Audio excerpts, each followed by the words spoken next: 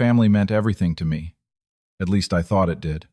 When my wife Julia started dropping hints about my 50th birthday, saying, "Just wait, something big is coming," I felt like the luckiest man alive. Every time I asked, she would smile mysteriously. "Be patient," she said. 22 years of marriage, and I still got butterflies from her smile. Funny how blind we can be to what is right in front of us. How easily we misread the signs when we want to believe in something. Let me know where you are watching from, and subscribe if you want to hear the full story of how I discovered what I was truly worth to my family. I met Julia in college during our sophomore year. She was studying education while I was pursuing accounting. Her warm laugh and infectious optimism drew me in immediately. We dated for 3 years before getting married right after graduation. The early years were everything I had dreamed of. We built a life together brick by brick. When Adam was born 3 years later, I felt complete. Then Taylor came along and our family circle seemed perfect. As the children grew, so did my career.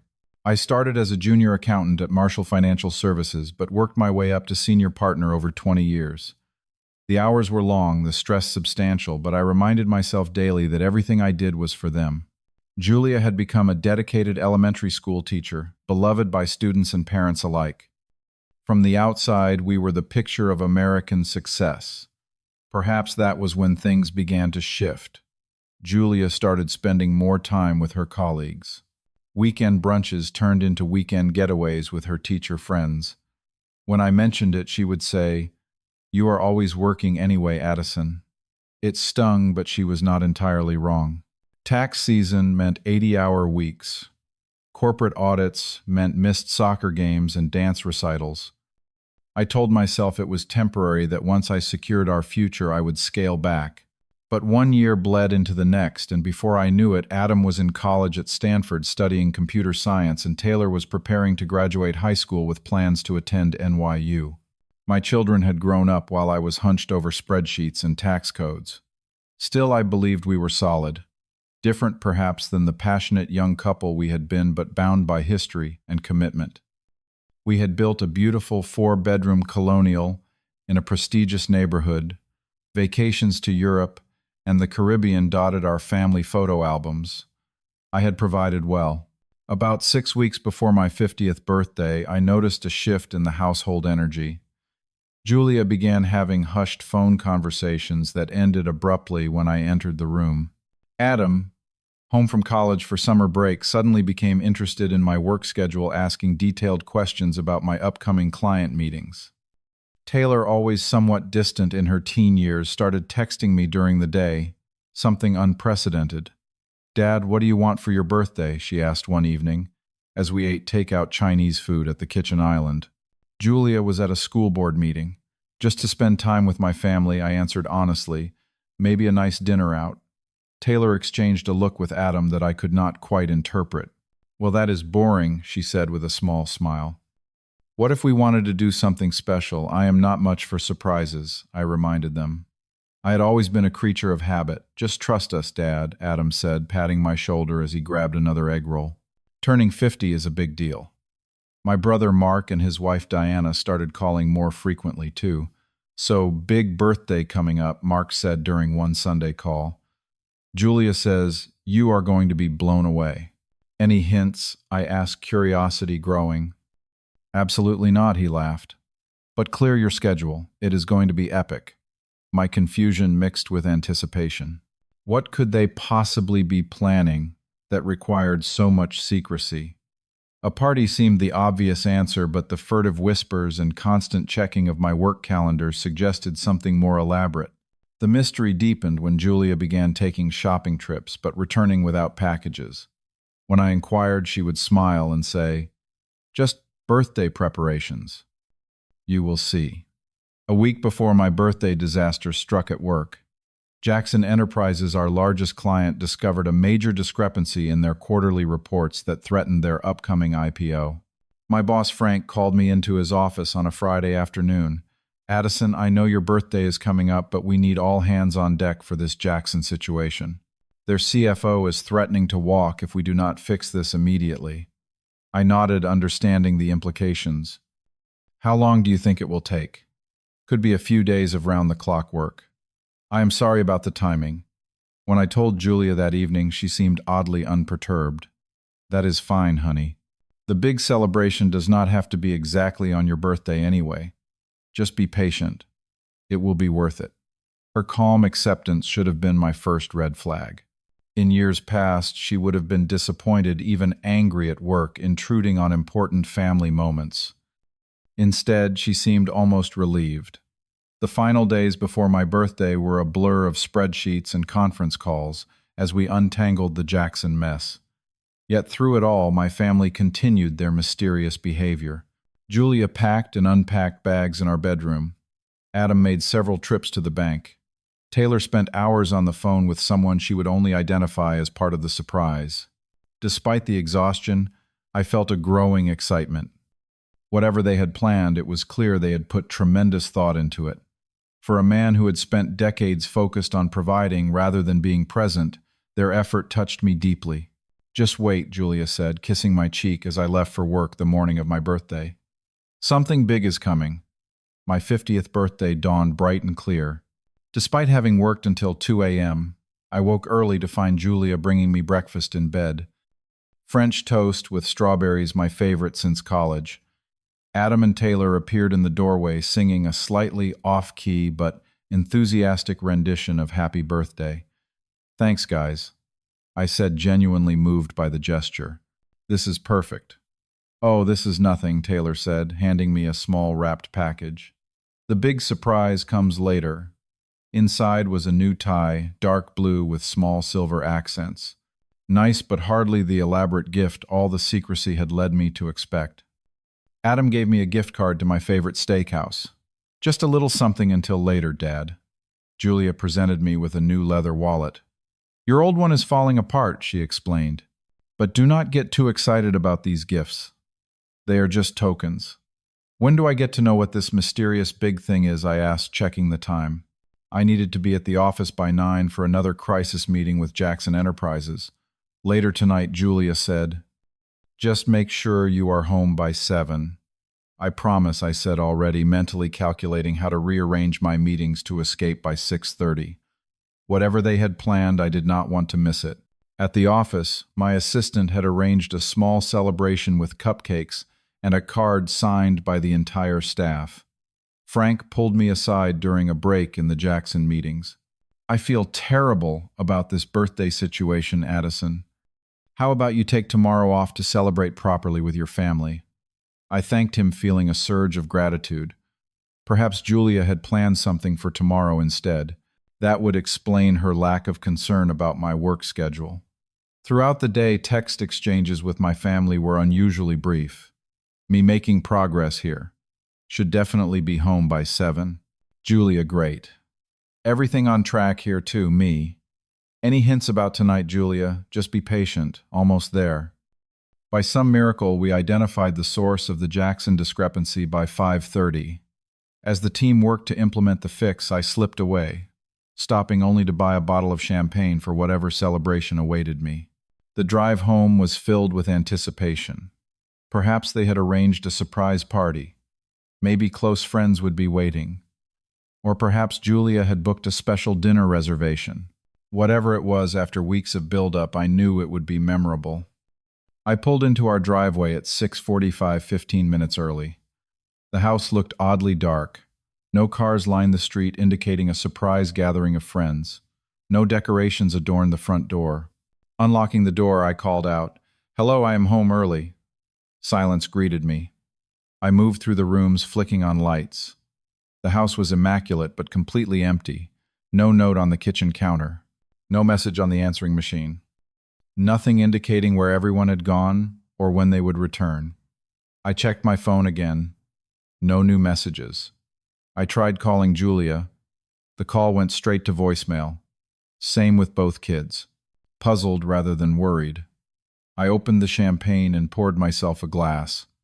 Perhaps they were running last-minute errands for whatever surprise awaited. 1 hour passed. Then 2. I tried calling my brother Mark, my in-laws. Even some of our neighbors. No one answered. A sense of unease began to replace my excitement. By 10 p.m., worry had transformed into genuine concern. I checked our credit card activity online looking for clues. Their dated 2 weeks earlier was a substantial charge to Sunset Paradise Resort in the Bahamas. My stomach tightened. I switched to social media, something I rarely checked. Their posted 3 hours earlier was a photo that stopped my heart. Julia Adam Taylor, my brother Mark, and his wife Diana, and my in-laws all lounging by an infinity pool overlooking a pristine beach. Tropical drinks in hand, sun-kissed faces smiling broadly at the camera. The caption written by my son read, "Surprise getaway, best family vacation ever. He will not even notice we are gone, LOL." The comments below were equally devastating. Julia's sister. About time you all had some fun without the workaholic. Mark, 50 years old and still does not know how to live. His loss, my father-in-law, the man would probably bring spreadsheets to the beach anyway. I stared at the image until my vision blurred. The champagne turned sour in my stomach. The big surprise had never been for me.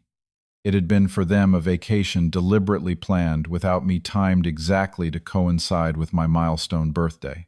My phone dinged with a text from Julia. "Happy birthday, surprise. We all needed a break. Back in 5 days. There's leftover lasagna in the fridge. Love you," as if an afterthought, as if this was normal. As if abandoning your husband on his 50th birthday for a family vacation without him was something people did. I sat in our silent house, surrounded by framed photos of smiling faces that suddenly seemed to mock me. 22 years of marriage. 22 years of missed dinners and weekends spent at the office so they could have everything they wanted. 22 years of believing I was building something meaningful. The betrayal cut deeper than anything I had ever experienced. But beneath the shock and pain, something else began to stir. Something that had been dormant for far too long. I did not respond to Julia's text. I did not leave a comment on Adam's post. I made no frantic calls demanding explanations. Instead, I poured the remaining champagne down the drain and went upstairs to our bedroom. With methodical precision, I began to investigate how long this surprise had been in the works. Julia's email was still logged in on our shared iPad. There, dating back 3 months, were exchanges with the travel agent, discussions about the perfect time to go, considerations about my work schedule, and how busy I would be.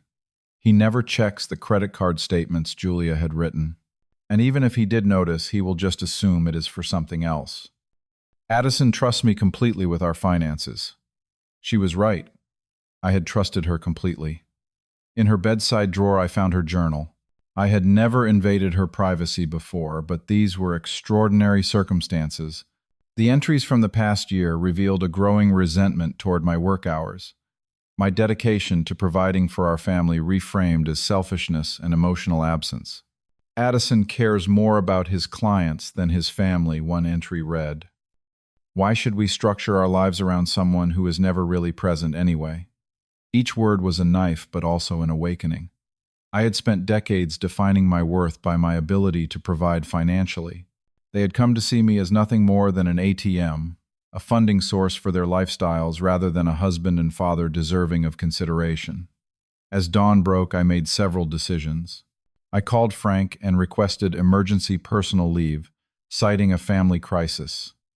Then I contacted a divorce attorney recommended by a colleague who had gone through a similar situation years earlier. Document everything she advised during our consultation. The abandonment, the public humiliation, the premeditated deception. Forward me all the emails, screenshots of the social media posts. I want a complete timeline. Next, I froze our joint accounts, leaving only enough for them to return home. I was not looking to punish them financially, just to protect what I had spent a lifetime building. In our basement safe behind tax documents and insurance policies, I kept a collection of vintage watches my grandfather had left me. Julia had no idea of their value, assuming they were merely sentimental items. I took them to a specialized dealer and walked away with enough cash to rent a lakeside cabin 3 hours north for a week. Before leaving, I packed a small bag and removed all family photos from the walls, storing them in the attic. The empty spaces left behind perfectly represented how I felt. I disconnected from everything, turning off my phone and laptop. For the first time in decades, I was completely unreachable. The cabin was rustic but peaceful. For 2 days, I did nothing but sit by the lake watching the water and processing my grief. Anger came in waves, followed by deep sadness, then moments of strange clarity. I had spent my entire adult life believing I was working for my family, when in reality I had been working to avoid the growing emptiness of my marriage. On the third day I returned home, phone still off. The house remained empty, of course. They would be sunning themselves in the Bahamas for 2 more days. I used the time productively. I consulted with a locksmith who replaced all the exterior locks. I contacted our security company to change all codes and passwords. I began methodically packing Julia's non-essential belongings into boxes. When I finally turned my phone back on, it exploded with notifications. 47 WhatsApp messages from Julia, ranging from casual updates about their trip to increasingly panicked questions about why I was not responding. Dozens of missed calls. Texts from both children expressing confusion about why Dad was being weird. The most recent messages revealed they had discovered the frozen accounts. Julia's tone had shifted dramatically from annoyed to desperate. "Addison, why can we not access the accounts? We are trying to extend our stay, but the cards are being declined. Please call immediately. Is this about your birthday? Are you really this petty the kids are upset? Your father-in-law had to pay for our meals today. This is humiliating. Answer your phone." My brother had also weighed in. "Look, I know you are upset about being left out, but punishing everyone financially is not the answer. Man up and talk to your wife. Man up," as if accepting public humiliation and betrayal was the manly thing to do. I did not respond to any of them. Instead, I continued my preparations. I met with a financial advisor to discuss separating our assets equitably. I found a modest but comfortable apartment near my office and put down a deposit. I created a spreadsheet documenting every sacrifice I had made for my family over 2 decades, every missed opportunity for my own happiness that I had surrendered for their benefit. The most difficult task was writing letters to Adam and Taylor. Despite their participation in the betrayal, they were still my children. I explained that my issues were primarily with their mother, but that their willing participation in humiliating me on my birthday had revealed painful truths about our relationship. I expressed hope that in time we could rebuild on more honest foundations. For Julia, I prepared divorce papers with terms that were fair but firm. She would keep the house until Taylor finished college. We would split our retirement funds equally. Child support for Taylor until she completed her undergraduate degree. But there would be no reconciliation, no marriage counseling, no second chances. By the time their flight was scheduled to land, everything was in place. I sat in the living room, surrounded by the remnants of a life I now understood had been largely illusory, and waited for the reckoning. The sound of tires on the driveway announced their return. I heard Julia's key in the lock, followed by confusion when it did not work. Then knocking, which quickly escalated to pounding. "Addison, open this door immediately." Her voice carried that familiar tone of authority that had always made me comply in the past. I walked calmly to the door and opened it. The contrast between their tanned, rested faces and my pale, resolved expression could not have been starker. "What is going on?" Julia demanded, pushing past me into the foyer. "Why are the locks changed? Why are the accounts frozen? Why have you not been answering your phone?" Adam and Taylor followed, luggage in tow, looking uncertain. Behind them, my in-laws and brother's family remained on the porch, watching warily. "I think we should talk privately," I said, my voice steadier than I had expected. "Whatever you have to say, you can say in front of the kids," Julia snapped. "They have been worried sick about you." I looked at my children's faces and saw concern, yes, but also guilt. They knew what they had done. "All right," I agreed. "I want to understand something. When exactly did my 50th birthday become about abandoning me for a family vacation?" I was deliberately excluded from Julia's expression, flickered between defensiveness and shame. "It was not like that. We needed a break. You are always working. We knew you would never take the time off, especially with that Jackson client crisis." "A break from me," I clarified. "On my milestone birthday. Planned months in advance. celebrated publicly on social media to ensure maximum humiliation. "Dad, it was not meant to hurt you," Adam interjected. "We just wanted some family time without having to compete with your work." "Family time," I repeated, "without a key family member." Interesting definition of family. I retrieved my phone and opened the social media post. "He will not even notice we are gone, LOL," I read aloud. "Is that how little you think of me? As someone so oblivious to his family that their complete absence on his birthday would go unnoticed?" The silence was deafening. Taylor looked at the floor. Adam shifted uncomfortably. Julia's face flushed. "Let me show you what I discovered while you were gone." I continued leading them to the dining room where I had laid out printouts of emails, journal entries, and social media comments. 3 months of planning, deliberate deception, public mockery. "You read my journal," Julia gasped, anger flaring. "You invaded my privacy, you invaded my dignity," I countered calmly. "After 22 years, you could have talked to me about your frustrations. You could have demanded couples therapy. You could have given me the chance to change. Instead, you taught our children that I was someone to be worked around, mocked, and excluded." "You are overreacting," my brother Mark said from the doorway. "It was just a vacation." "No," I said firmly. "It was a statement, a declaration of how little I matter to all of you." And I received it loud and clear. I handed Julia the envelope containing the divorce papers. "These are fair. You keep the house until Taylor graduates. We split everything else equally. I have already found an apartment." The shock on her face would have been satisfying if I was not so deeply sad. "Divorce over a vacation, Addison, this is insane. Not over a vacation," I corrected her. "Over 22 years of my humanity being slowly erased until I became nothing more than a financial resource to be tolerated rather than a person to be loved and respected." Taylor began to cry. Adam put his arm around his sister, his own eyes wet. "Dad, please. We made a mistake. A really stupid mistake. But is it worth throwing everything away?" I looked at my son, seeing for the first time how much he resembled my father. "I am not throwing anything away, Adam. I am finally recognizing what was thrown away long ago, my place in this family as anything more than a provider." The next few hours were chaotic. Julia oscillated between tears, rage, and bargaining. My in-laws tried to mediate, suggesting we all just needed to cool down.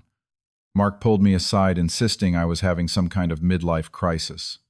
Through it all, I maintained my resolve. I explained that I would continue to support my children's education. I would ensure Julia had financial stability through the transition. I would even participate in family events for the sake of the kids. But our marriage was over. "Where will you even go tonight?" Julia finally asked, exhaustion evident in her voice. "My apartment lease started yesterday," I replied. "I have already moved my essential belongings." As I prepared to leave, Taylor rushed forward and hugged me fiercely. "I am so sorry, Dad," she whispered. "We never meant to hurt you like this." I held my daughter close, feeling a crack in my armor. "I know, sweetheart. We will figure it out. But I need to do this for myself." Adam approached next handshake, turning into an awkward embrace. "I was an idiot," he admitted. "That post was cruel. I was just trying to be funny. We will talk soon, I promised, but I need space right now." Julia stood in the doorway as I walked to my car, her expression unreadable. 22 years of history hung between us like a ghost. "Was any of it real?" she asked quietly as I passed. All those years I paused, considering. I think we both stopped being real with each other a long time ago.